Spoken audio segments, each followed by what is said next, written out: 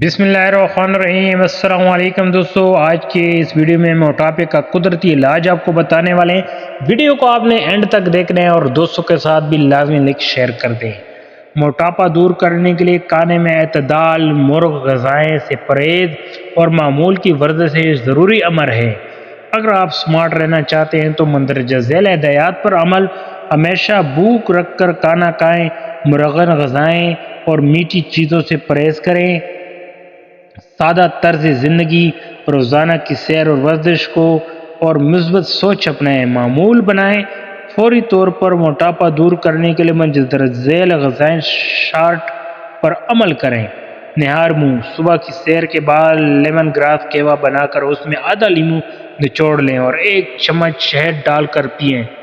ناشتہ: 1 چائے کا کپ بغیر چینی، 2 براؤن سلائس یا 1 رس یا ابلا ہوا انڈا۔ 11 بجے چائے کا کپ یا کریم نکلے دودھ کا گلاس یا نمکین لسی کا 1 گلاس۔ دوپہر کا کھانا دوستو: ابلی ہوئی سبزی یا 100 گرام قیمہ یا مرغ کی یخنی ساتھ 2 چپاتیاں۔ رات کا کھانا: ابلی ہوئی سبزی کے ساتھ سنگل پلیٹ چاول ابلے ہوئے یا 1 چپاتی۔ غذا میں تبدیلی اور ورزش کے ساتھ ساتھ روحانی رہنمائی کے لیے اللہ پاک کے احکامات اور رسول اللہ کی تعلیمات کی طرف رجوع کریں۔